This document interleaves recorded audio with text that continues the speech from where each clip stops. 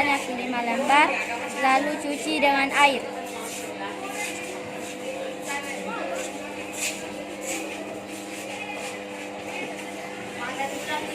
Kemudian remas daun nyana dengan sedikit air.